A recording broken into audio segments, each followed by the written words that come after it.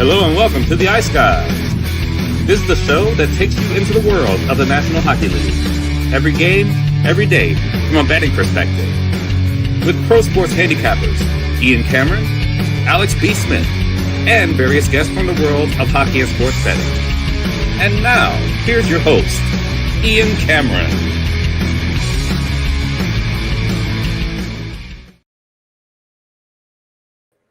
Welcome to the Ice Guys, Tuesday, December the 9th. Ian Cameron with you and ready to break down this Tuesday NHL card. No Alex today. He's got an appointment. And tomorrow, I have an appointment at this time. So I will be doing a solo pre-recorded show for Wednesday tomorrow. Just important to point that out. You're not going to notice anything different. It's going to be pre-recorded, but the show will run right here on the YouTube channel, the Ice Guys YouTube channel at the regular time, 2 o'clock p.m. Eastern time tomorrow. Just yours truly breaking down the Wednesday board. And then we'll be back Thursday. Alex will be back Thursday, and your regular live show coming up on Thursday. So that's the schedule moving forward. Of course, here today, Matt Robinson will be along in just a bit. He's returning from an appointment himself, and he'll be joining me in just a bit to look at the Tuesday NHL card. And like I said, it's another big card, 10 games on tap. Before we get to Tuesday, actually, before we even get to the recap of Monday, we do want to remind everybody about our live betcast. It is our final live betcast of the year 2025, so you do not want to miss it. Next Tuesday, December the 16th, 7 o'clock p.m. Eastern time, open to everybody, free for all betcast. So like I said, very much looking forward to that. Next Tuesday, 7 p.m. Eastern, DM or email to join the betcast next week, and we'll make sure we get the link sent to you for it. So excited about that. For our final live betcast of the year next Tuesday, December the 16th, Christmas party edition of the Ice Guys live betcast, no doubt. So excited about that. 7 o'clock p.m. Eastern next Tuesday, our last live betcast for 2025. All right, Monday night, it began with the Amazon Prime game, Lightning and Leafs. Well, we didn't get skunked in this game at least, but obviously it fell way under the total, very low scoring game. And it breaks a very nice streak we had going with the best bets, unfortunately. But we did have Toronto. I mean, that was the one thing we got out of that game was the Leafs getting the victory. We did take them on the money line. That's now 5 straight wins over Tampa Bay for the Toronto Maple Leafs. And they did it with defense. Did it with a really strong defensive effort, especially in the last 2 periods where I thought they really clamped down well. And we have to give a shout out to Dennis Hildeby, his first shutout in the NHL last night in that 2-0 win against Tampa Bay. And if you look back to when he took over for an injured Joseph Woll prior to the 3rd period in Carolina last week, Dennis Hildeby has now played 7 consecutive periods of hockey. The 3rd period against Carolina, the Montreal game, and last night against Tampa Bay. He's given up 1 goal in those 7 periods. He looks so much more confident, poised, square to the shooter, reading the angles, reading the play well, big in the net, using that big frame of his to really not give much net to the other players shooting the puck. I mean, it's been very, very impressive.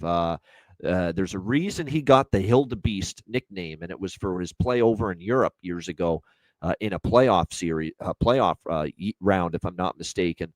And he's looked so much better than he did in his previous stints in net for the Leafs and what we've seen from him these last 3 games. There's no question. So he looks a lot more confident in net, and he was terrific last night, helping the Leafs get a 2-0 shutout win over the Tampa Bay Lightning last night. So one of the rare times the series history overs do not come through for us in that game. The Buffalo Sabres, they have a track record of not coming through for their backers or their fans. And they did so once again last night.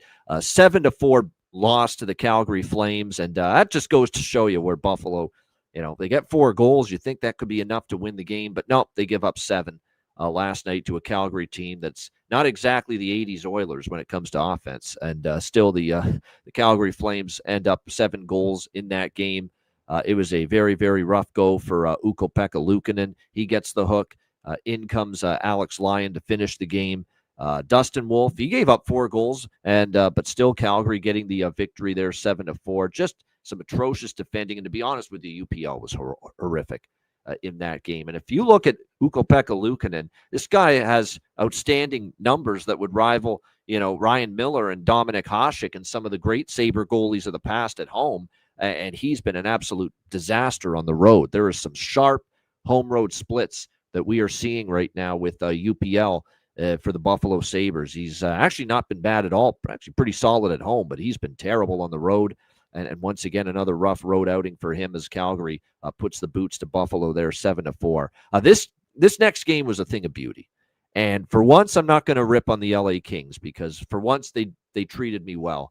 And we'll give them credit for getting the job done. But this was a clean sweep of the board for me in this LA-Utah game. Hit every bet, which was great to see. The read on it was spot on. We said Utah coming off the 6-game road trip was going to be a difficult spot. These teams have been very poor in this spot all season long, these 6+ game road trips, and you return home for that first game. It has been a disaster, really, for for those teams. And Utah, of course, they get behind early, 2-0 in the first period of that game. They cut it to 2-1, and they cut it to 3-2 when they were down 3-1, but not enough, and the LA Kings get a 4-2 road win. To be honest, LA played a pretty steady, sound road game. Only gave up 21 shots, outshot the Mammoth 27-21. A mom's trip as well for LA, so you knew they were going to dig in once they had the lead and try to defend and ride that one out, and they were able to do that. But that was just a beautiful betting game for yours truly as far as the result. We had LA first period, first goal of first period, plus 135. We had LA first period money line. We had LA full game money line. We had the over by Facta there, first period and full game. So it was a terrific game. It's what really made the night and kept it, decent as far as the overall result for Monday night was sweeping the board here with this LA-Utah game as the Kings get a 4-2 win. I'll say this about the Kings. We've ragged on them a bunch, but they do play better on the road, and they showed it again last night. They definitely have a better road record, no question. Detroit shuts out Vancouver 4-0 last night. Can't say I'm shocked by that result. Vancouver, we're going to have to start classifying Vancouver as a bad team. And what do I often say about bad teams off a win? I like to bet against them. I did not do that last night with Detroit. I probably should have, but obviously Vancouver was coming off the win against Minnesota on the weekend. But they're a bad team right now. And bad teams we don't trust to win 2 games in a row. I've said that over and over again. And sure enough, after the Minnesota win, they fall right back down. Last night, Vancouver getting blanked on home ice by John Gibson, who hasn't even had a great season. And John Gibson puts up a goose egg on the Vancouver Canucks last night. And how about the old man, JVR, bargain bin special, plus 510 from yours truly last night. Great to see that cash. Broke a mini little slump, if you will, with the bargain bin as well, which was great to see. So plus 510 cash there with James Van Riemsdyk for the Detroit Red Wings, who got on the board for them in the first period of that game. So that was great to see. Detroit getting the shutout win there against Vancouver. And last game of the night was, I think if you're the Seattle Kraken, you're kind of disappointed the way that ended up going for you. Minnesota had been slumping a little bit, back-to-back road losses against Minnesota and Calgary. Yet Minnesota able to take care of business against the Seattle Kraken last night, 4-1. Seattle's just, very, very tough times right now. You see what's happened to them, of course. They get shut out by Edmonton. They get absolutely destroyed by Edmonton. Then they lose at home to Detroit over the weekend, and now they lose last night 4-1 to Minnesota. So the struggles continue. What's really, really alarming for Seattle is it's hard for them to score goals. If they're going to start giving up 4 goals or more routinely, like they did against Minnesota, like they did against Detroit, like they did against Edmonton, they have no chance of winning hockey games. If they're going to have any chance, they have to defend. They've got to get good goaltending. Well, the defensive game has come apart, and Decord has really struggled of late. And the guy that started last night, you can't trust him, night in, night out, Philip Grubauer. So, yeah, there's problems right now with Seattle, and like I said, there's all kinds of issues. And if their defensive foundation is going to start crumbling, like I said, it's going to be very difficult for them to win games moving forward. As Jonathan alludes to, that's exactly why they have to defend, because their top scorers are like 141 and 152 in the NHL as far as scoring is concerned. So, yeah, problems right now with the Seattle Kraken, but good win for Minnesota to bounce back after obviously losing a couple there at the on this road trip, and at least they get back on track on the road trip last night, beating the Seattle Kraken. All right, let's turn our attention. Oh, by the way, Perlo, we have to give him a shout out. He cashed a bargain bin special in that Detroit-Vancouver game too. He said Nate Danielson for Detroit plus 650, a guy that is an Edmonton, Alberta kid playing the Vancouver Canucks. That was his angle. Doesn't matter what the angle was. The bet cashed, and that's all that matters in the end. But like I said, it was a great call. So shout out to Perlo with that Nate Danielson for Detroit at plus 650 as he got on the board for the Red Wings against the Vancouver Canucks in that game yesterday. So he gets a bargain bin special winner as well from that same game. All right, let's now get into Tuesday. We're going to have Matt in a few minutes to help me out with the Tuesday card. But in the meantime, we'll get it going. We'll start with New Jersey and Ottawa. Ottawa minus 140, home favorites, 5.5 the total here in this game. These two teams, man, they're not in good form, either one of them. That being said, I think that Ottawa's in a little bit better shape right now than New Jersey. New Jersey's in just an absolute funk right now. Not only 5 straight losses, but the offense is completely evaporated. I mean, back-to-back shutout losses against Vegas and Dallas, and 1 goal only in that 4-1 loss to Boston over the weekend. They've scored 1 goal in their last 3 games, this New Jersey Devils team. So it's been a real struggle for them to find the back of the net. We'll see if they can maybe get things back on track here against Ottawa. Ottawa hasn't been in the greatest of form, though. Since Brady Tkachuk's back, since they got him back, their captain, they're 1-4 in the 5 games since he returned. They lose the first game he returned against St. Louis, 4-3. Lose 6-1 at Dallas. They do beat Montreal 5-2 on the road last week, and then they come back home to start this homestand here, and they lose back-to-back to the Rangers. The Rangers was a bad spot. We talked about that. We were all over the Rangers last week in that spot. But then lose 2-1 to the St. Louis Blues. A very, very disappointing result there for the Ottawa Senators, after, it was obviously a tough spot for the Senators against the Rangers, but a slumping Blues team coming in, and Ottawa ends up losing that game as well, 2-1. So real tough times. At this point, as far as the total in this game, I can't get to an over with New Jersey until I see them start to score again. It's really that simple. I mean, I'm not doing it, and I'm not the biggest Markstrom fan, who's going to be in net for New Jersey, or Allmark, but Allmark's starting to play a little bit better, and New Jersey's just not scoring. And again, 3 straight unders for them. Ottawa here, 3 goals in the last 2 games. Their offense is kind of cooled. So, like I said, it's difficult to get to an over. And then you look at the fat 3 straight meetings head-to-head. Devils Senators have been unders. So this ain't an over on my card. I can tell you that. I lean Ottawa. I was hoping for a little bit better than minus 140, so I kept it a small pregame bet. Ottawa minus 135 is what I got. I think this has to be, Ottawa's opportunity to get back in the win column, because New Jersey's ripe for the picking right now. So a little small bet on Ottawa minus 135. I will sprinkle on the draw too, because it wouldn't be shocking if this game finds itself going to overtime. And I know Alex, who sent along his card, he is on the draw here in this Devils Senators game, plus 330. I think there's a chance we could see this game go beyond 60 as well. We got Matt Robinson in the house. Told you he'd be here in a few moments, and here he is. Check out his Beyond the Lines video, by the way, which he does every Tuesday for Wizard Sports Picks. Matt, good to see you, and perfect timing, because we're here with our first game on the board. What do you think here, New Jersey, Ottawa? Yeah, I do agree with you. This is kind of a tough spot. New Jersey was such an easy team to back with overs, especially at a 5.5 for a long time this season. But they just have not, been able to really prove anything. Back-to-back shutouts.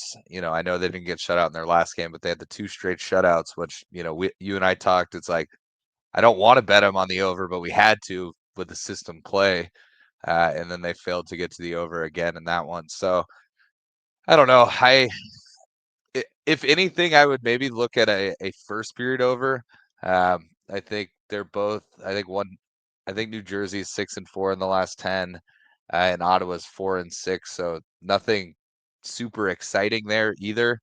But again, sometimes with these total 5.5 games, I feel like they get a goal or two in the first, and then they kind of slow down from there. So I don't know. I think given that it's a 10-game card, it'll be a straight pass for me. I do lean Ottawa, but I think I would have to have them at maybe minus 120 because prior to this dry spell New Jersey's been on, they were playing some pretty decent hockey. They're obviously still, a 16-12 team with a few bad games in a row. So,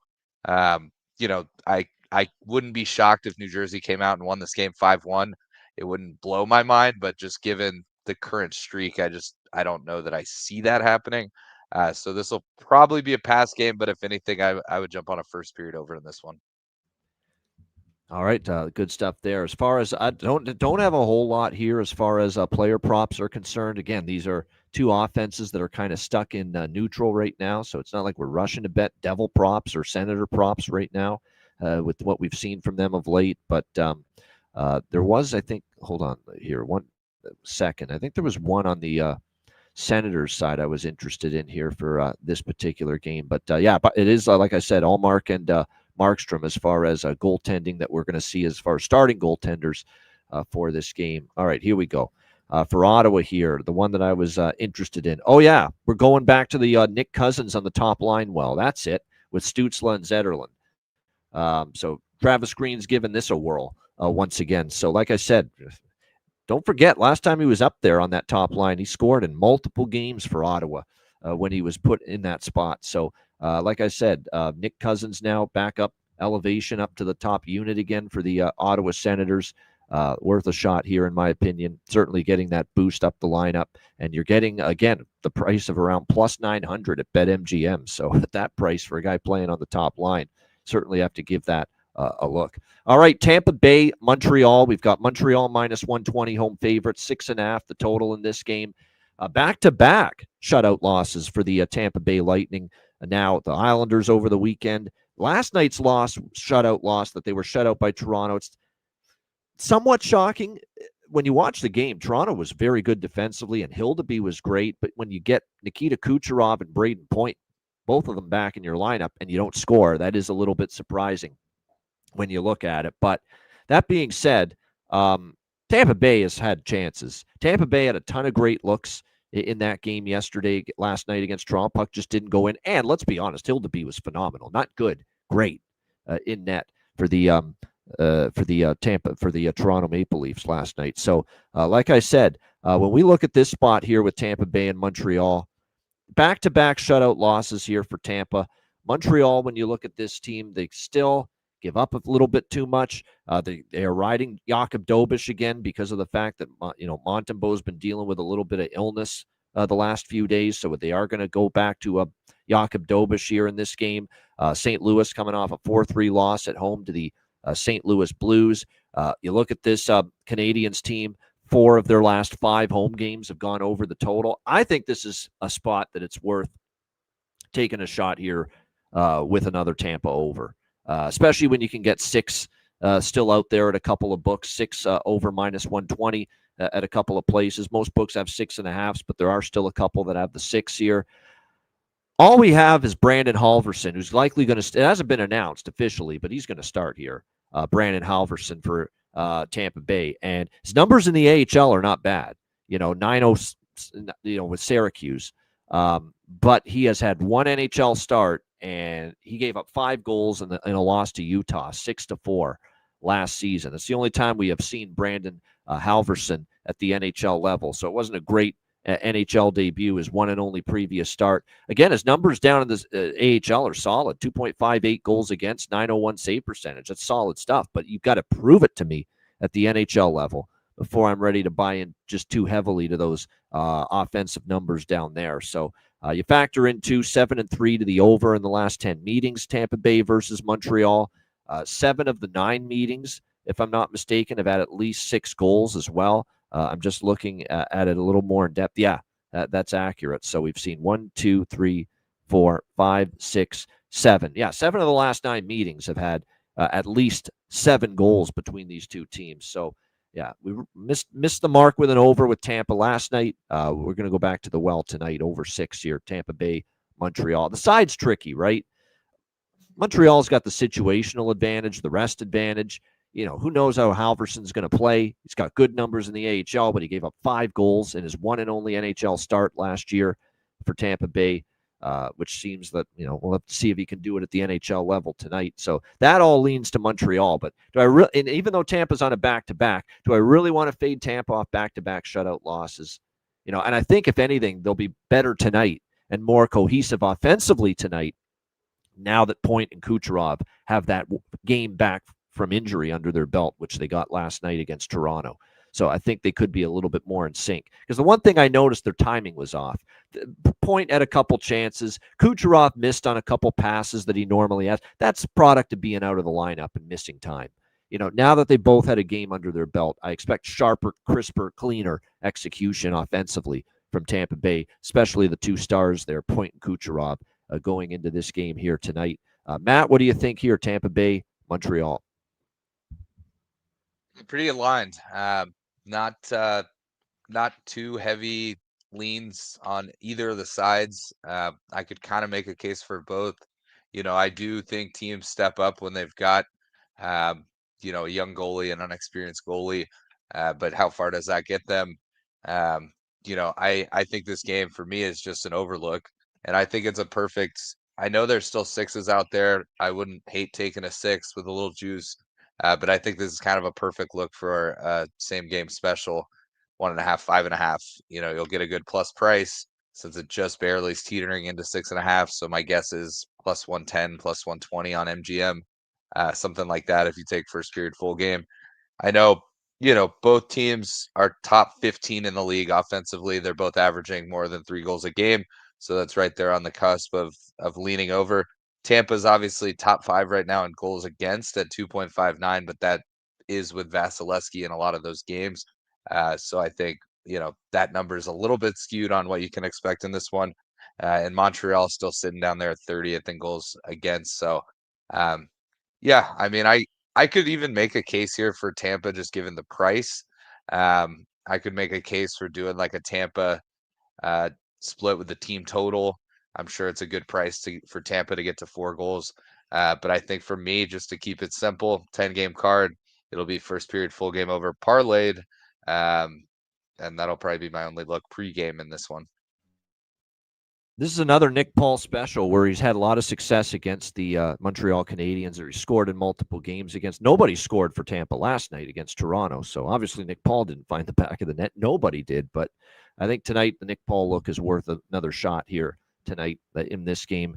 Also, by the way, we look at the both of these teams. Caulfield has got goals in 2 of 2 straight games entering tonight. Slavkovsky's kind of picked it up of late. Here's an interesting one.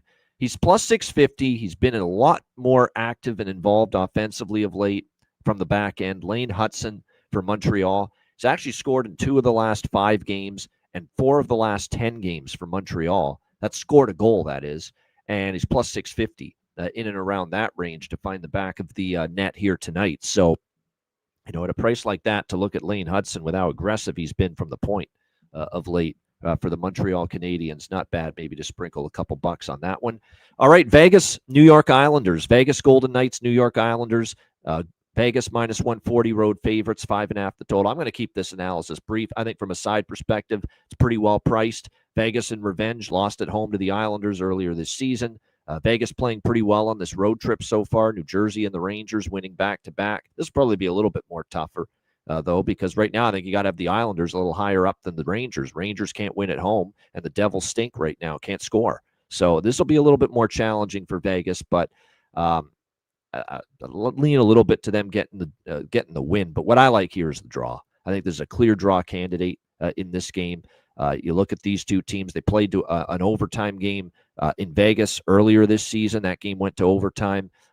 You look at the Vegas Golden Knights, 2 of their last 3 games have gone past regulation as well. And in the series history, not only did the previous game in November between these teams in Vegas go to overtime, but 1-goal game in New York on the island with these 2 teams last year. You had a 1-goal game on the island with these 2 teams 2 years ago. Now, both of those games did not go to overtime, but they were that close to going to overtime. So this is a East versus West too. So very nice draw candidate here in my mind. And I know Alex has this draw on his card. tonight as well. Total is tough, right? Islanders are not the over team they once were. 8-2 to the under their last 10 games. Sorokin, who's going to be in net tonight for the Islanders, has been in great form lately. And they are banged up front. They're missing, of course, Palmieri. Drew Anna's day-to-day, so missing a couple pieces up front. So that's, takes away from them, at least offensively, a little bit. Vegas, like I said, they've won 4 in a row. They've actually got a really good road record. Two regulation losses on the road this year, the Vegas Golden Knights entering this game. So total is tough. I could see the total going either way. But like I said, the draw, I do like it here in this game tonight. Not Alex. Alex not here. Matt, what do you think here? Vegas, New York Islanders. Yeah, I think this is a good draw candidate. I'll probably ride that with you. I think, especially if Sorokin keeps it tight, this might be a 1-1, 2-2 type of game going into overtime. I mean, who knows, maybe a 0-0. Neither team's trending well to the first period over or anything like that. Vegas was sort of hot there for a while, but I think they're right at 500, like 5-5 in their last 10. So, yeah, I mean, I would lean Vegas here. I think if Vegas was like minus 120, I'd probably jump on them, similar to that first game. I think minus 140, do I think New York can tighten things up, win this game in overtime? Absolutely. I lean Vegas for sure, but I just don't, I would even consider like a Vegas and a team total, but if Sorokin plays really well and, it's 1-1 at the end of the game, then we're potentially losing both bets. So I think for me, I'll just take a shot here with the draw. All right, that's exactly what I've done. It's the only thing I got pregame is the draw here going into this one, no doubt. Yeah, I like Brett Howden. That's a nice little value shot, plus 450. Of course, I'm going to say Bowman and close shave Barbashev, as I always do on the top line, because they're always good value. Barbashev has scored for Vegas in 2 of the last 3 games. I like the Heineman look tonight, top line. Not only top line, he's been on the top line for a while, but he's scored in all 3 games versus the Golden Knights, as Jonathan alludes to. So for that reason too, it's maybe this is an extra special night or special reason to back Emil Heineman, who has been a bargain bin favorite of ours throughout the course of the season so far, multiple times. I mean, Emil Heineman's actually been one of our surprise bargain bin finds this year, who's come through for us multiple times. Akira Schmid, by the way, should start for Vegas. It isn't confirmed, but we do expect it to be him in net. All right, San Jose, Philadelphia. That should be minus 180 on Philadelphia. Minus 180 home favorites. The total here at 5.5 across the board in this game. Yeah, you guys probably think I'm on the Sharks. I lean Shark. Of course, if the Sharks are this kind of price, I'm either betting them or I'm passing. But I don't know if I'm going to be on them either, because Philadelphia at home, off a home loss to Colorado, where they played pretty well against a really good Colorado team. I thought they played a pretty solid, feisty, plucky game, against a really good Avalanche team over the weekend. Nedeljkovic is in, Perlo, and I was going to get to that. Yeah, surprising that Nedeljkovic is in, but it's because there's an illness for Yaroslav Askarov. So that is why Alex Nedeljkovic is in net. Now, Nedeljkovic is coming off a very good start. He hasn't had a great year, but he had a great outing against his former team, the Carolina Hurricanes, the last time we saw him, that 4-1 victory for the San Jose Sharks over the Carolina Hurricanes. Now, was that sign of Nedeljkovic finding his form again, or was that just a one-game bump because he played his old team? He's jazzed up to beat his old team, and he stepped up. And he goes back down and plays like Nedeljkovic for most of the year, which has been mediocre. So that's the question here in this game. We'll see. Like I said, lean Sharks, but Philly in this spot, I could see them winning a little bit. And another thing, too, that bothers me for San Jose is they become one of these teams that off a loss, back them. Off a win, don't back them. They have not been great off a victory here, this San Jose team, in recent games. And we like San Jose. We like the strides they're making. We love the young core, Macklin and Will Smith and William Eklund and that great group. But they are, I'm just looking at it right now, 1, 2, 3, 5. They're 0-4 off a win. So stringing wins together has been a bit of a problem here for this San Jose team of late. So I don't love that coming off the high of beating Carolina. And you got Philly off a loss, and Philly off a loss has been good. 4-0 their last 4 tries off a loss. 3-0, I should say, their last 3 tries off a loss. So Sharks bad off a win, Philly good off a loss, and it's enough to keep me off the Sharks here in this spot. A bet I made pregame is first period over. I like that. San Jose has been a very, very strong first period over team. think 9-2 or 10-2 in their last 11 or 12 games to the first period over. It's strong. I don't love the full game over because we saw with San Jose against Carolina, the game slowed down after that opening period. That could happen again here. I probably will because it's 5.5. Just sprinkle ever so slightly on the full game over, but I'd much prefer the first period over here with San Jose and Philadelphia. Matt, what do you think here? Sharks, Flyers? It's exactly the way I'm looking. I mentioned it in my Beyond the Lines episode. I love the first period over here. Both teams trending pretty well to it. You obviously mentioned San Jose 10-2 in their last 12, and then on the other side of the puck, I'm just trying to look down. Philly is 6-4 in their last 10, but both are also really high to first a goal in the first 10 minutes. Philly's 9-1 in their last 10. So factoring in, Philly's consistently scoring in the first 10, or at least giving one up in the first 10. San Jose is great to the first period over. I think it's a great look for that. I'm on the same page as you. I don't love the full game over, but at 5.5, I will take a small shot on it. On the off chance we get 3 in the first, we should be able to get 3 in the second and third combined. So I will take a shot there. I think I agree with you in the sense too that, a lot of times I'm probably taking San Jose, but just given the spot, past games for both these teams, probably going to stay off the sides here. I do have a prop in this game that I will mention a little bit later in the show. But as far as right now, first period over is one of my favorite plays on the card, and then full game over, I will sprinkle a little bit. Yeah, I only was looking at the short-term game log, but Jonathan says it's 0-8 for San Jose, their last 8 games off a win. So they have not won back-to-back in a very long time. It's been win-loss, win-loss, win-loss kind of thing lately. No question about that. There is a great prop that I like in this game. Jonathan using his player versus goaltender data with Noah Cates. I agree with that. I 100% love, and he's up on the top line now, and he scored in back-to-back games for San Jose entering this game. Colin Graff playing with Macklin and Will Smith. Back-to-back games with a goal, now on the top line with those 2 tremendous young talents, and confident now as well with the back-to-back games with a goal, and plus 470 out there for him to find the back of the net. So yeah, Colin Graff for San Jose on that top line's a great look here as far as prop. That's in the running for bargain bin special for me. I'm just going to say it right now. Colin Graff. There's another I've already mentioned that I'm thinking of for bargain bin as well. So there's already a couple of good candidates here for bargain bin special of the night for later in the show. All right, next up we've got Anaheim and Pittsburgh. We've got Pittsburgh minus 120, home favorite, 6.5 the total here in this game with the Ducks and the Penguins. I think when you look at this matchup here, look, you're off 2 big monster wins at home. Washington, after getting blown out by Utah at home, you beat Washington 4-3. You crush Chicago. There's always that element. You go on the road and you get a little bit satisfied. I'm sorry, I can't not justify betting Anaheim at this price. They're better than Pittsburgh. They're just better than Pittsburgh. Plus 100. You want to back Pittsburgh with Shelovs in net? Shelov's been a mess. Shelovs, and I like Shelovs. I like Shelovs as a goaltender, but it's not working for him here in Pittsburgh. He has not played well. He's starting for the first time in a while. There's a reason Jari's been getting all the starts lately because Shelovs hasn't played well. Shelovs has a 3.85 goals against average this season, almost 4. Not good. He struggled.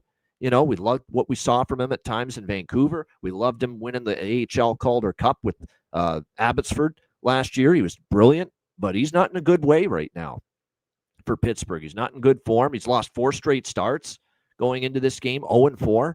Shelovs in his last 4 starts. I know there's issues and questions and concerns with the other guy, Ville Husso, who's going to be in net for Anaheim, but I like what Ville Husso's done the last couple. He's played well in the last couple of starts as well. And not to mention, Pittsburgh's banged up as well, big time going into this game. Now Malkin's on IR. And this is not like last year or 2 years ago where Malkin's out and it induces yawns and, not much, reaction.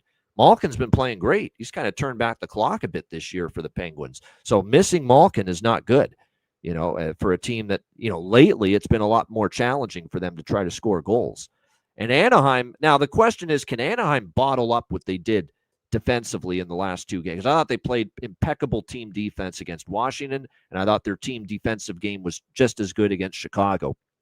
They did not give either team a whole lot, and if they take that defensive team effort on the road with them to go with obviously all the weaponry and firepower they have and that great power play of theirs, if they take that on the road with them, they're going to be a tough team to beat on this road trip. I just like this value. Can't pass it up. They've won 3 straight over Pittsburgh in the head-to-head. Give me Anaheim here, plus 100. I lean the over a little bit, but I like the way Anaheim's playing good team defense right now. So I'm going to sprinkle on the over, but I much prefer the side with Anaheim here, plus 100. What do you think here, Matt, with this one? Ducks, Penguins.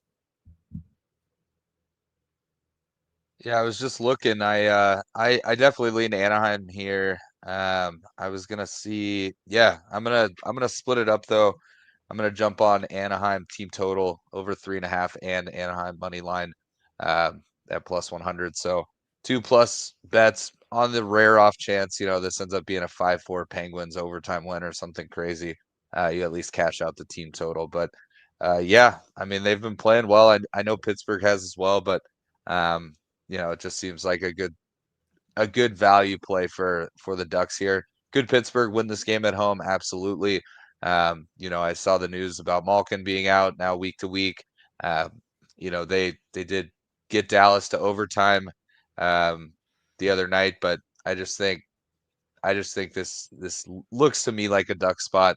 If I was to play the total here, I'm thinking I would do a same game parlay and hope for 2 in the first, just to get a little better value because I'm in agreement. I think, if this was a 5.5, which it wouldn't be given these 2 teams, but if it was a 5.5 or even a 6, I think I would be a little heavier on it.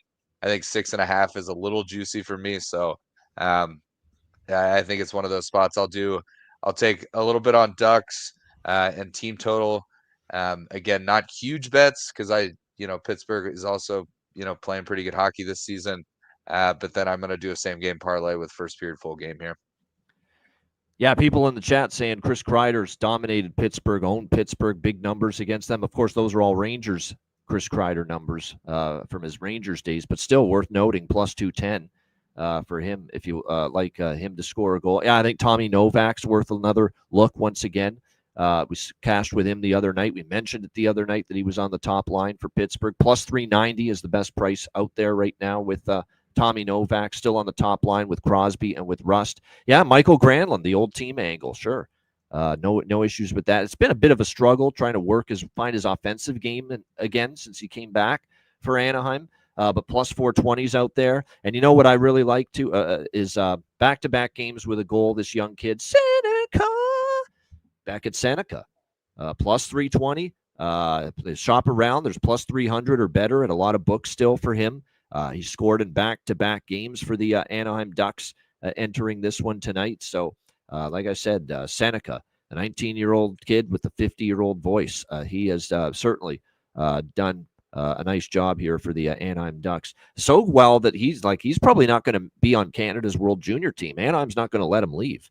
That's how well he's played, and that's the problem Canada's going to find with a lot of this. Now they're stacked. They're still going to have a great World Junior Hockey Championship roster in a couple of weeks, but there's going to be it's insane how many players are eligible to play for Canada and won't be. Celebrini, Seneca. I mean, there's just tons of them. There's no chance that the NHL team is going to let them leave and play for the World Juniors. So, I mean, it's just that's what you deal with at this time of year. Unfortunately, you love that because there's players that are eligible for the World Juniors and just not going to be playing for the World Juniors or for Canada or for any country because of how well that they're playing right now for their NHL team. All right, next up, we've got Columbus and Carolina. Carolina minus 200 home favorites, 6.5 the total in this game. This is the system plays back again, just like that. We saw it Saturday against Nashville for this Carolina team. And what the Carolina system play, for those that aren't familiar, Carolina at home off a home loss. That's the system. Carolina at home off a home loss. And what this spot has meant is overs. First period over, full game over, and it's often meant Carolina team total over as well when they're off a loss at home and playing at home.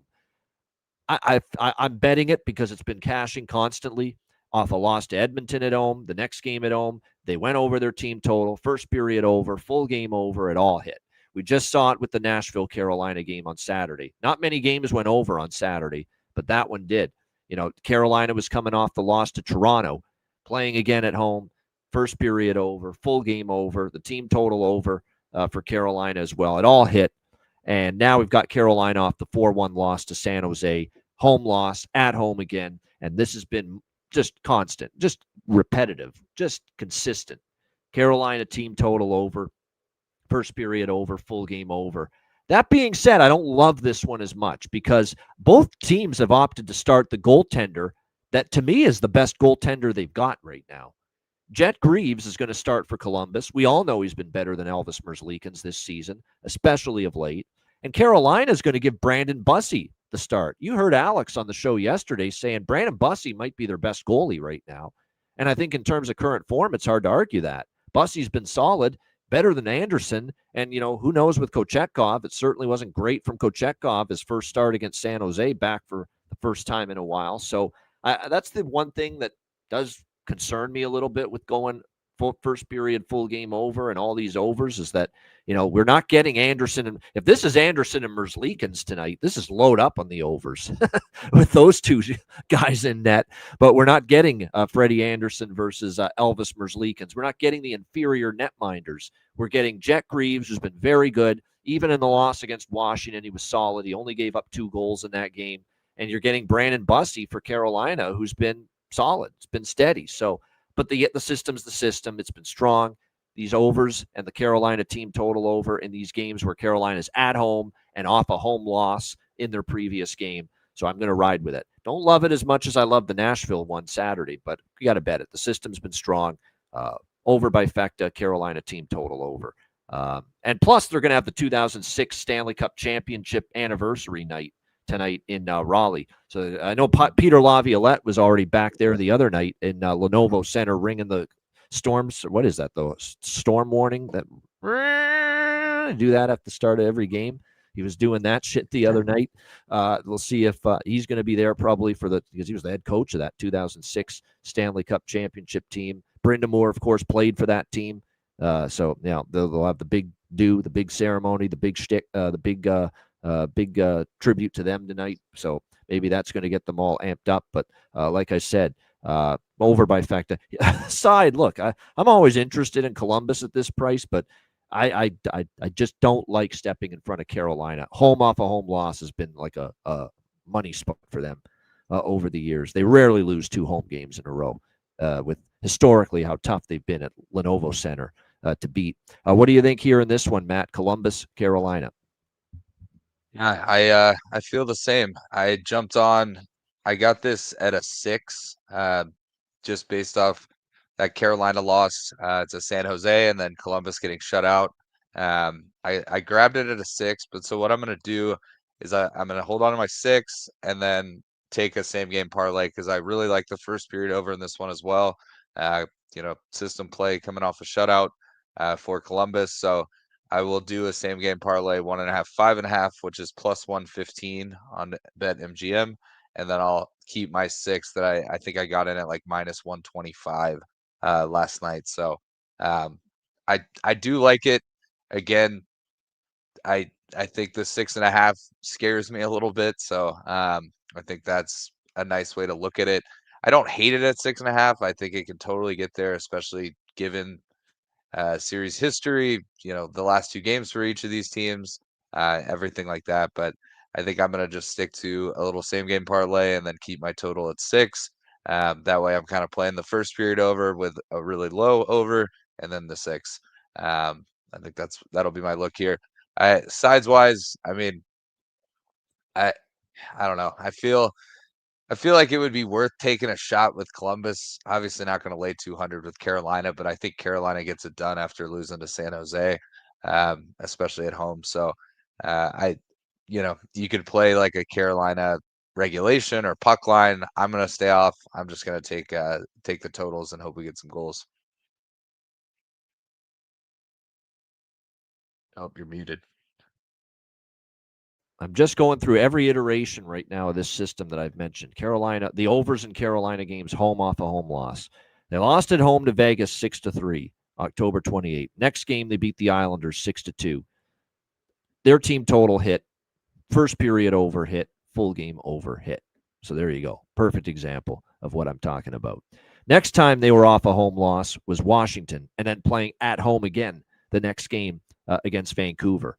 And what do we see in that game? 4 goals for Carolina. So team total over hits, first period over hits, full game over hits in that Vancouver game off the loss to Washington for Carolina at home. Then we move to the next time we saw that situation, which was, let me just see here. It was Rangers against Winnipeg. Now, this is the one where it didn't. First period over didn't hit, and the full game over pushed. But Carolina did go over their team total with 5. So that one was a loss to the first period under, push to the full game over, or loss to the first period over, push to the full game over, and the Carolina team total over still hit. And then, as I mentioned, we saw it losing to Toronto, 5-1 at home. And then the very next game playing Nashville at home, and everything hit. Team total over, first period over, full game over. So it has been pretty strong for the most part. That being said, again, Greaves and Bussey, it does scare me a little bit. These two goalies have been their best goalies for their respective teams, but I still am playing the system here. All right, next up, we've got Boston and St. Louis. These two teams just met in Boston recently, and now they'll do the a return match here in St. Louis. St. Louis minus 125, minus 130. Home favorites, 5.5 the total here in this game. The Blues had a nice weekend. They really did against Ottawa and Montreal, winning back-to-back on the road. So well done by the St. Louis Blues, a team that's obviously had a rough season. They've been struggling quite a bit. We'll see if they can keep it rolling now here back at home after that mini little 3-game road trip. Meanwhile, you've got the Boston Bruins, back-to-back home wins for them. One of them against this St. Louis team, 5-2, and then they beat New Jersey, who can't score right now, 4-1, struggling mightily. We'll see if the Bruins can keep it rolling here in this game against the Blues. You know, these short turnaround revenge spots have been so strong to the team that's in revenge mode, and that would be St. Louis here. They've been really, really good. I mean, every recent revenge spot in a short turnaround situation that I can recall off the top of my head, the team that lost the first game won the short turnaround revenge meeting days later. And we've seen a bunch of these. Buffalo, Winnipeg last week, just one example. But there's a ton of these examples. So this would be St. Louis for me. Not jumping up and down at the laying $1.30 with this Blues team, but it would be Blues or pass for me. I might wait to see if I can get the Blues trailing and plus money with them, you know, at some point during the game tonight. But it's certainly a Blues lean for me. Swayman confirmed in net for the Boston Bruins tonight. And Joel Hofer will get the start here for the St. Louis Blues. And Hofer has suddenly come out here, really, really stepped up and played well. 2 straight starts. He's played great. 1 goal allowed on 42 shots against Ottawa. And then he had a nice shutout against Utah as well. So Joel Hofer's looked good in his last couple starts after some struggles earlier in the year. Obviously for Boston, there's still no Charlie McAvoy. David Pastrnak, game time decision tonight. Very important to note that even though he's missed the last 5 games for the Bruins, he's traveled with the club to St. Louis on this road trip. So, like I said, he might be back tonight. So there's a lot of things that are what I call moving parts, but I definitely lean Blues. Don't love the price enough to bet it pregame. I'll probably look to see if I can find plus money in game at some point with them. These short turnaround revenge spot. Like if it's a revenge spot, you know, when you're playing a team, you lost to them earlier in the year and you played them like 2 months ago, then it's not that big of a deal. But there's something about, and there's been a bunch of these games where it's the same 2 teams playing each other twice in a week or twice in 10 days, especially these East versus West matchups. And the team that lost the first game won the next one. It's happened a lot. Trust me, it's happened a lot. So that certainly points to St. Louis here. But like I said, the price isn't great. I will admit that. Matt, what do you think here? Boston, St. Louis. I'm actually on the first period and full game in this one. You know, I know the last game when they played just last week, it was 5-2. 4 of their last 6 have gotten to 6. not like an automatic lean or anything like that. I know Boston is 7-3 to first period overs in their last 10. I think St. Louis is like 5-5, somewhere around mid range. But I just think my kind of look was that that you'll get St. Louis wanting a little redemption, playing at home, and then you'll want Boston to also have a good start to kind of eliminate, St. Louis coming out with all the momentum after getting the win last week, or Boston getting the win last week. So I think both teams will shoot to score here early.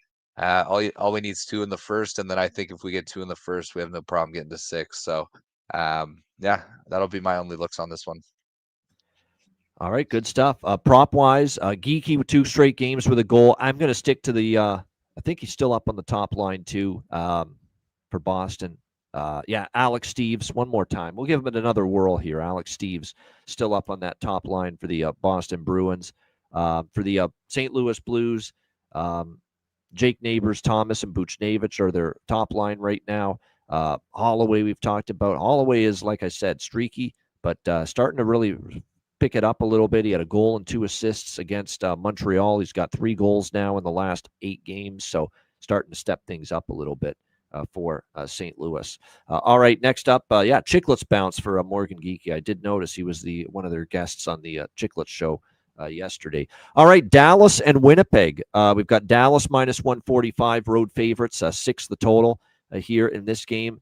Obviously, now, before you guys say, well, playoff revenge here for Winnipeg, slow your roll here. They already played back in October. So that technically was the first game following their playoff series. And Dallas beat Winnipeg 5-4 in that game very early in the season. It was one of the first games of the year that they played each other. Now the second meeting of this regular season.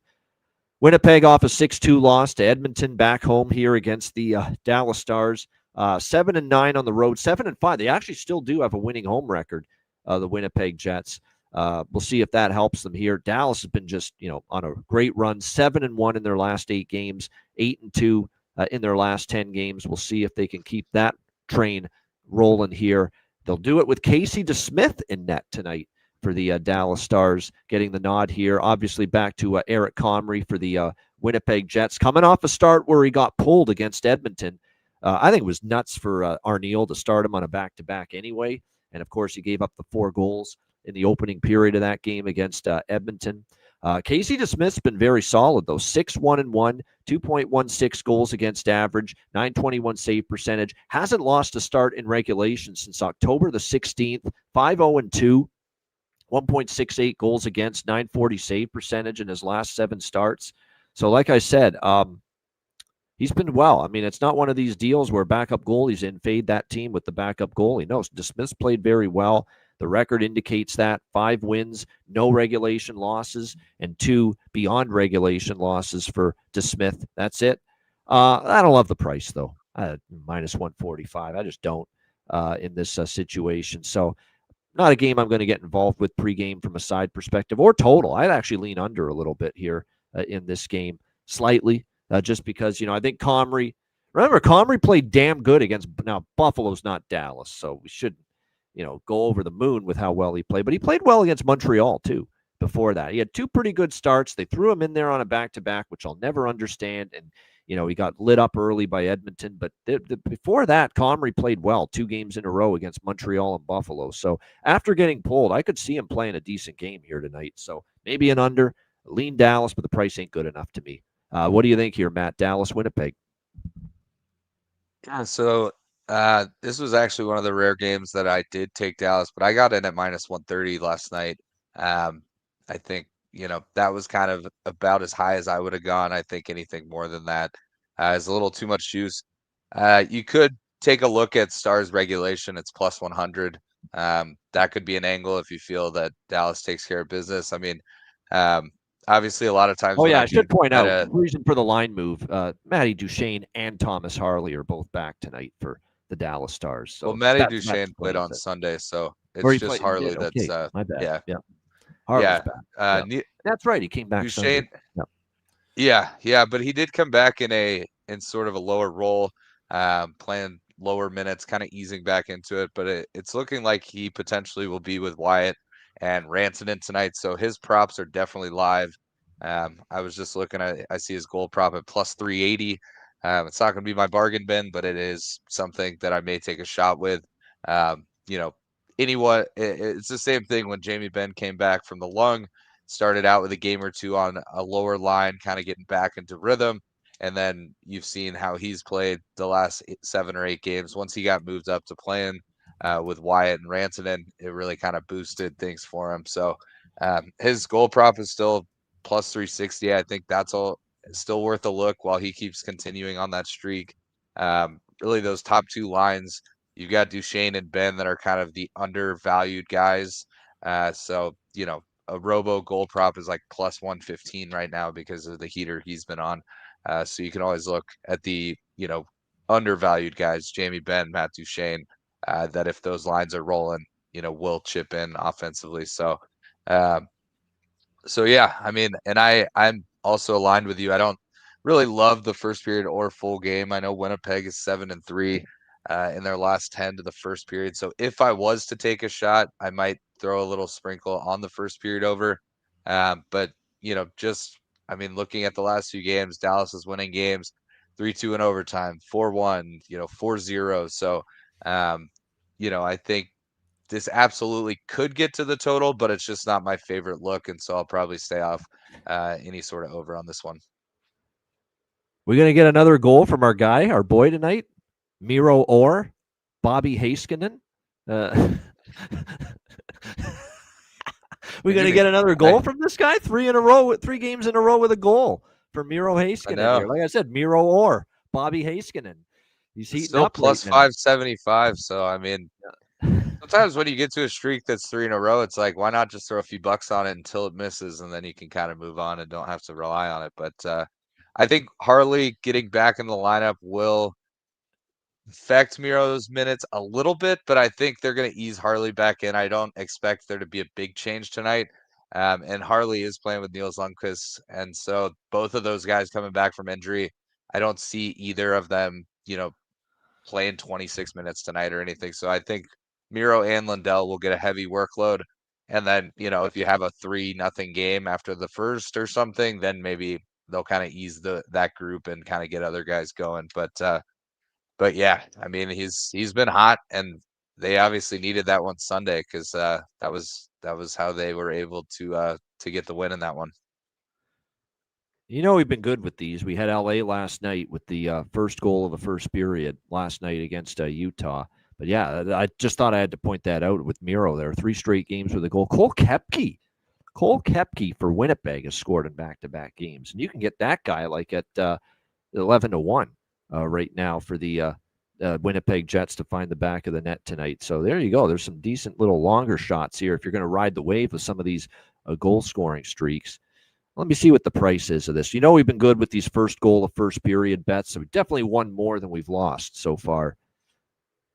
I'm in on this one. I'm going to take a look at this one. Winnipeg first goal first period here, plus 140. I could see it here, coming off the debacle against Edmonton, Comrie looking for a little redemption.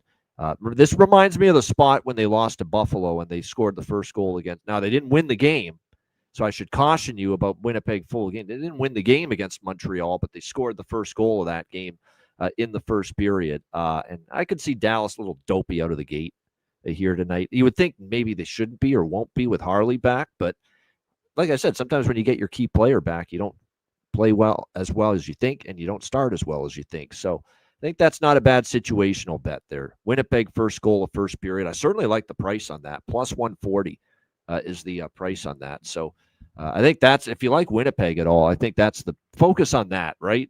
You got dummied by Edmonton. Comrie got pulled. Comrie's back in net here tonight looking for a better performance, and he did play well 2 games in a row before the Edmonton game. So I think that's not a bad little situational look. Winnipeg first goal of the first period, plus 140. All right, Buffalo and Edmonton. Edmonton minus 200 home favorite, 6.5 the total here in this game. It would be so Buffalo to lose 7-4 to Calgary, walk into Edmonton and win tonight. It would be so Buffalo to do that, but do we really think they're doing that? That is the question here with the Buffalo Sabres. I don't think they're doing that, and here's why. is Edmonton really going to take Buffalo lightly? Edmonton lost in Buffalo 5-1, just recently. And, so that's the one thing. If you're Buffalo, you're hoping Edmonton's just going to like go through the motions and be a little bit off their game a little bit. Well, Edmonton just lost and lost badly in Buffalo 5-1 a week or two ago. And like I said, so to me, that's like, I don't think the Oilers are looking past Buffalo here tonight as a result of that. The huge rest advantage, obviously. We've seen their offense explode. They had trouble scoring goals, but boy, they are up for the 9 against Seattle, 6 against Winnipeg, 15 in their last 2 games. So I could see Edmonton filling it up here in this game for sure. That being said, Buffalo could still chip in a little bit here. We'll see. Stuart Skinner is going to be in net for the Buffalo Sabres here tonight. It looks like Colton Ellis going to get the start for the Buffalo Sabres here in this game, or is he? You never know with this Buffalo team. They got 3 freaking goalies up. UPL, Ellis, and Ellis Island, as I like to say, or it could be Alex Lyon. I'm seeing some sites seem to think it might be Alex Lyon. Well, I don't know if he's that much better. He's had a rough year too. I think Edmonton scores. Certainly, I think Edmonton team total over 3.5 is certainly better than laying the -200 with Edmonton. I like the full game over 6.5. One thing I went back and looked, because I know this has happened before. Buffalo beating Edmonton at home. Edmonton in revenge mode at home after losing in Buffalo. It's happened a couple times in recent years. Because we mentioned I was on Buffalo against Edmonton, and I was on Buffalo against Edmonton in Buffalo back in that game on November 17th where Buffalo won 5-1 because Edmonton had played poorly in Buffalo. Well, if you go back and you look at the last 2 times, Edmonton's lost in Buffalo, and they've played Buffalo again in Edmonton later in the season.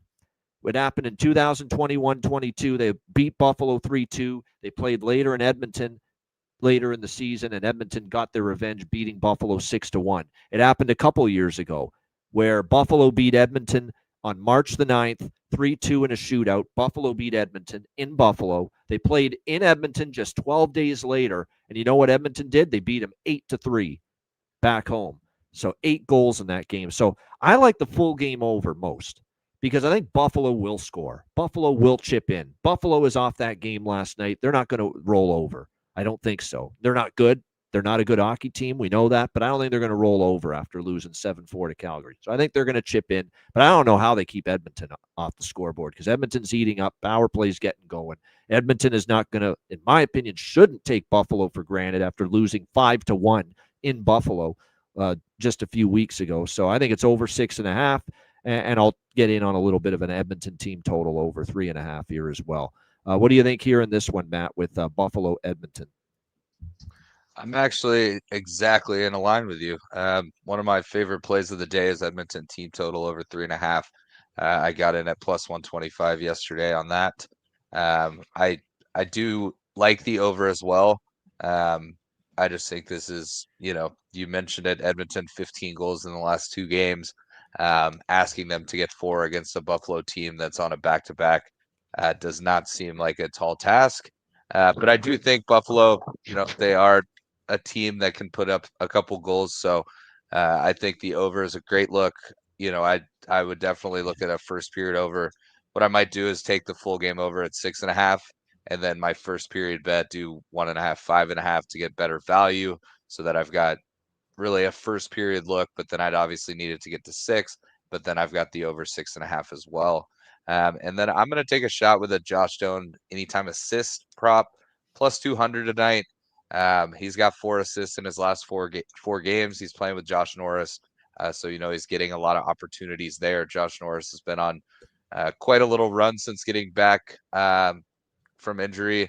And then, Donor is out there with Norris on that first power play unit.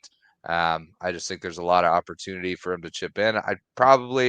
I hate doing an assist prop and not taking a goal prop on the off chance he scores 2 goals. And I'm just like, well, that was dumb. So I will be on his goal prop as well, which you can get at, let's see, which you can get at plus 375. So it's still a great look, given that Norris has had a lot of assists in this run of points. So give me Josh Jones goal prop and assist prop. I think those are both worth the look, but I think Edmonton kind of runs away with this one. I I could make an argument for the puck line. I just, on the off chance it's 5-3 and then Buffalo scores with 20 seconds left and the puck line misses. I don't want to be on that side of that. So Edmonton team total, full game over at 6.5 first period and full game over at 1.5, 5.5, and then Josh Stone anytime assist and anytime goal. That'll be my 5 plays for this game. And Jason Zucker is out for Buffalo, so that's in addition to Yuri Kulik and Justin Danforth being out for them. Michael Kesselring on the back end too, and that's unfortunate because he had shown some moments playing pretty well, but like I said, he'll be out on the blue line. So I believe who's going to draw in? Probably Connor Timmins is the guy that draws in to the blue line for the Buffalo Sabres, and he's a journeyman. Like he's been around the block, bunch of teams in the NHL. So we'll see how that plays out. Tonight. I applaud AM. I know his system. It's the scoring drought system, whatever he's calling it. He likes Buffalo a lot. Best bet on the board. I applaud his bravery. I do. If the system's the system, that's the one thing. If the system is the system and it says bet something, bet it. It's hard for me to get off stuff I like as a system play. So if that's Buffalo tonight, hey, stick with it. All right, next up, we've got Colorado-Nashville, final game of this Tuesday card. We've got Colorado minus 200 road favorites, 6 the total here in this game. I don't have much here. I mean, here's the thing: Colorado, the road trip continues, but they've struggled at times here in Nashville. It's the weirdest thing. Actually, they did win in Nashville when they played here just a few weeks ago. They shut out Nashville 3-0. They caught Nashville coming off the Sweden games, the 2 back-to-back games in Stockholm against Pittsburgh. So it was a good spot for Colorado there. But before that, Nashville had won 4 straight games at home here against Colorado. So long-term, this has been not an easy place to win for the Colorado Avalanche. That being said, back-to-back road wins. Nashville off a 6-3 loss to Carolina. The last 2 times they've lost, they have bounced back and won Nashville. So they do have that going for you. I have no interest fading Colorado with a team like Nashville, but I'm also not interested in laying minus 200 on the road with Colorado against a team that's kind of been plucky and feisty against them at times. So, yeah, this is a pass. We don't have to bet every game. Pass for me here. Maybe a prop or 2 I'll give you in a minute. Matt, what do you think here? Colorado, Nashville.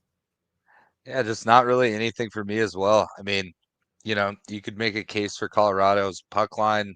They should beat Nashville by multiple goals given how good they're playing. But, you've got a Central Division matchup, even though you've got Nashville sitting at the bottom.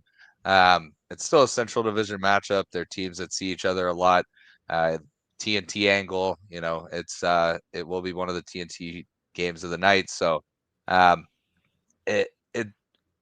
honestly, what's crazy is Colorado is, I want to say they're first in the NHL right now. Yeah, first in the NHL in goals for, and I don't like betting overs with them because they've been really good defensively. And Scott Wedgwood, the Wedgewall's back too for Colorado from his little injury stint. Yeah, and so I mean, this game could be 4-0 and Colorado gets the job done, but you're not even close to the over. I think if anything, you could maybe consider like a team total here with Colorado. I'm seeing like plus 130 at over 4, minus 120 at over 3.5. I think if anything, that would be my look on this game. I think because again, to your point, Nashville is kind of a pesky team when it comes to the Avs. If you're looking strictly at on paper, the Avs should score 6 goals in this game. So an over 3.5 is not crazy to think about. Nashville's 31st in the league as far as goals against average. But I think for me, it's a game I might watch. TNT national game. I might be out tonight watching this, but I just don't think there's anything for me pregame. We'll see. This could be a good look if Nashville goes up 1 or 2-0 early. It may be a time to jump on the Avs, something like that. But pregame, I don't think there's anything here for me. All right, nothing wrong. Yeah, for me, the same. I mean, I don't have much at all pregame. That being said, prop-wise, Brock Nelson, Ross Colton, worth a look for me for Colorado from a value standpoint. Marty Necas is a game-time decision, by the way, dealing with an undisclosed ailment. So we'll see if he suits up, but game-time decision according to Bednar. On the Nashville side, even, there are a couple props I like on the Nashville side. Michael Bunting. He's a streaky goal scorer. He started to heat up a little bit the last few games. And Wood is good. Matthew Wood, who scored in the last game for Nashville against Carolina. So those two guys, Matthew Wood and Michael Bunting, I think might be worth a shot for goal props there in that one. And like I mentioned, Scott Wedgwood back. He's been absolutely spectacular. And this is not the same situation as I often say with, ring rust, if you will, or a goalie that's been out for a while, that you might be rusty coming. He's only been out a week. He's missed 3 games. It's not like he's been out for 2, 3, 4 weeks or a month or 2 months. So it's not that bad when you look at it as far as I don't think he'll be as unsteady as you'd think. All right, great stuff. Shout out to everyone in the chat. Hit the like button. We appreciate it very much. And again, we've got tomorrow's show will be just yours truly flying solo through it, pre-recorded. It'll be up on the YouTube channel tomorrow at 2 p.m. Eastern time, the Wednesday show. Looking forward to that. I believe we've got tomorrow the usual smaller Wednesday NHL slate. So it'll be a shorter show. And then, of course, back live on Thursday, 2 p.m. Eastern time. Where it'll be me and Alex, and I believe our friend from Raleigh, North Kakalaki, David, is back in the fold on Thursday as well. So looking forward to that. Make sure you check out wizardsportspicks.com. Great roster of handicappers on the website. Make sure you check it out and get on board some premium picks, guys. I'm telling you. And I should have advertised this more about the premium picks. The beauty of Wizard Sports Picks when you buy daily picks, premium picks, you have the option of guaranteed or non-guaranteed with every single premium pick. So you could buy the guaranteed option where you only pay if the bet wins, or you could bet the non-guaranteed. And obviously, if you bet the non-guaranteed, it's cheaper by $10. But, obviously, it's not contingent upon the premium pick or the bet winning. But you do have that option. You have the option to go with the guaranteed option, too, where you only pay after you win is the way it goes. And that's a great feature with the premium picks purchasing over at wizardsportspicks.com. So like I said, make sure you check that out. Tons of great handicappers. I'm there. Alex B. Smith, Matt Robinson. And again, Matt's doing a great job in NHL. I just came off one hell of a fucking NFL weekend on Wizard Sports Picks. 8-1. 8-1 in the NFL this past weekend. And we wrapped it up with those lightning bolts. The LA Chargers last night getting it done against Philadelphia. I'm telling you, I know there's a hockey show, not NFL, but fade Philadelphia the rest of the way. They're collapsing again, all over again, like they did 2 years ago. Same shit, same thing. There's this dissension in the in the locker room. Brown, yelling for more catches, more targets. They can't run the football constantly with Barkley. Now there's a couple injuries on Jalen Hurts is not playing well. Nick Sirianni's a numbnuts coach. I'm serious, man. I know that guy's won a Super Bowl. We're supposed to respect guys that have won a Super Bowl. They win in spite of that guy. I really mean that. Nick Sirianni. This guy's not a big-time head coach. And I know we're talking about a guy that won a Super Bowl, but anyway, that's another story. But anyway, check out wizardsportspicks.com. And like I said, lots of great premium picks there on the website. And check it out and get on board. And also check out patreon.com/iceguys, just $10 per month. Again, goalie charts, totals charts, all kinds of great bonus content. So make sure you check that out. And again, our daily betting card is posted each and every day. Sides, totals, player props every day on the Patreon page. So get on board. $10 per month. Your subscription, your membership goes a long way to supporting the show and keeping it going long term. So check it out. $10 per month. Patreon.com/iceguys and iceguys.myspreadshop.com, the Ice Guys store. I mean, it's now or never, like the Elvis song. It's now or never. Now or never right now to get your order in so that it arrives before Christmas and you can put it under the tree.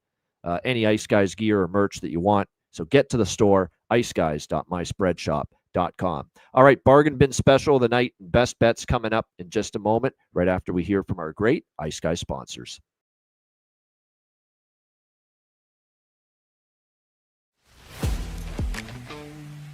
Wizard Sports Picks, featuring the finest handicappers in the universe. Sharp insights, trusted picks, and relentless results. We strive to help you become consistent winners. This is Wizard Sports Picks.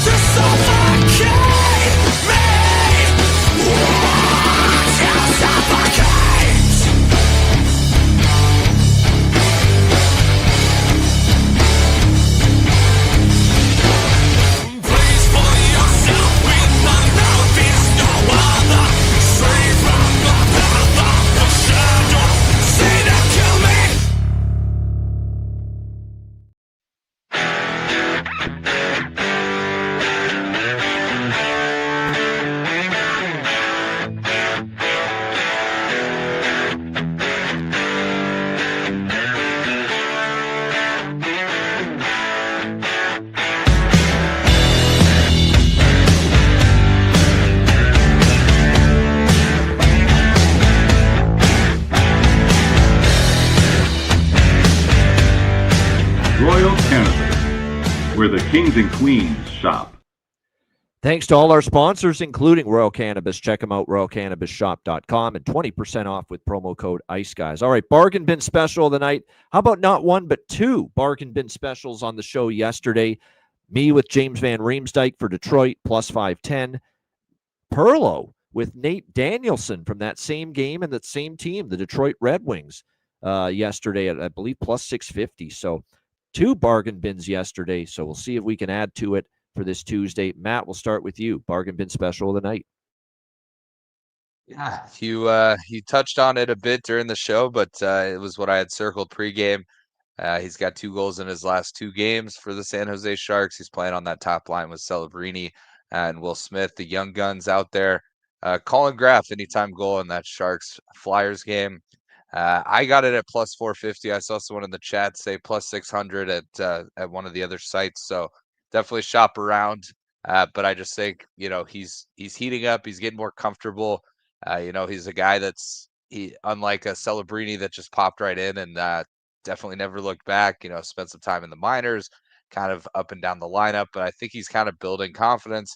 And when you're young like that, you get 2 goals in 2 games, you feel like you're on top of the world and can score any night. So the Flyers aren't a team that I fear will completely shut that line down or anything like that. So give me a shot with Colin Graff to chip in tonight in that Sharks Flyers game. That'll be my bargain bin. Good stuff. I will say it right now. That is one of my bargain bins too. Colin Graff for the San Jose Sharks. That's one of them. I like it. It's worth it at that price, up on the top line, and scored in back-to-back games. 100% worth it. Total agreement. So Matt and I share the same bargain bin there with Colin Graff at plus 470. Great plus 600 at Bet365. So there you go. Even better price there. And I'm going back to the well with a guy I had as a bargain bin special last night. He did not score. Well, no one on his team scored. They got shut out by Toronto. But this is another team that he's had success against. Nick Paul, Tampa Bay, plus 380. I'm going to rock one more time with Nick Paul. We're going to take a page out of Alex's playbook. I see Alex in the chat now where, it's sometimes when you don't go with the player after you miss, you bet him and he doesn't score. You don't bet him the next game and he does score. Well, we're going to hope to avoid that. We'll take him again. Nick Paul plus 380 for Tampa Bay and Colin Graff, San Jose plus 600 for my bargain bin specials of the night. Honorable mention to Zetterlund. That's a nice call someone had in the chat there against his old team. Now with Ottawa playing against his old team, New Jersey, and Emil Heineman, honorable mentions. I don't want to go with more than 2, but if I were to go with more than just Graff and Nick Paul, Zetterlund and Heineman are not bad options tonight as well. All right, best bets for this Tuesday. Matt, we'll start with you. What do you like for best bet? A rare best bet on a team that a lot of folks would think that I would stay away from on best bets, but I've got to do it. Buffalo has given up 4 goals or more in 3 straight games. Lyon, in his last 5 starts, has given up 4 or more in 4 of the 5. Give me Edmonton team total over 3.5, 15 goals in 2 games. Their power play's heating up. There's still a lot of issues and question marks as far as Edmonton as a complete team. They're winning games 9-5 and things like that. So they're giving up goals in the process. Do like the over here. But as far as my best bet for this Tuesday, December 9th card, give me Edmonton team total over 3.5. That'll be it.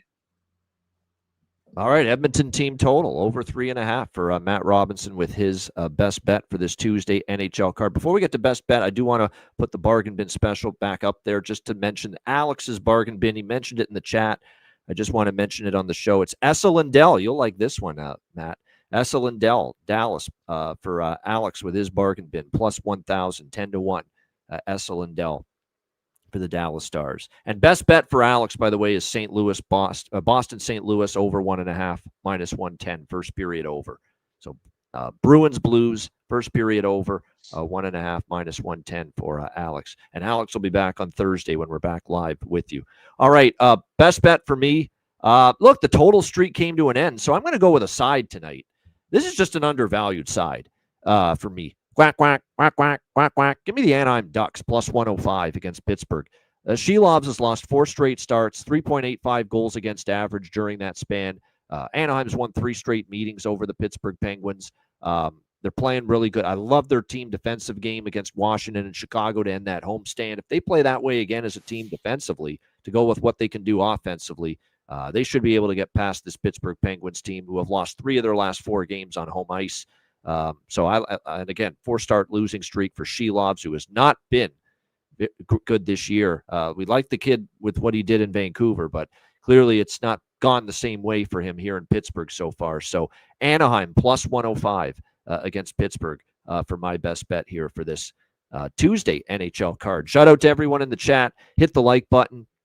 We appreciate it very much. And like I said, looking forward to another great night of hockey, some winning bets. Matt will be back on Friday later in the week. Looking forward to that. Alex will be back Thursday. And again, a pre-recorded solo show, nice quick one tomorrow, and we'll get it posted on the channel by 2 p.m. tomorrow at the regular time. A reminder, the Ice Guys is live 7 days a week, Monday to Friday, 2 p.m. Eastern, Saturday, Sunday, noon Eastern. If you can't watch the show live, download the Ice Guys podcast in audio form on all major podcast platforms, Google Podcasts, Apple Podcasts, Spotify, Stitcher, iHeartRadio, Amazon Music, and more. Download the Ice Guys podcast when you can't watch the show live. For Matt Robinson, I'm Ian Cameron. Have a great Tuesday. Enjoy the games and good luck. And we will be back tomorrow on Wednesday, 2 p.m. Eastern for another edition of the Ice Guys.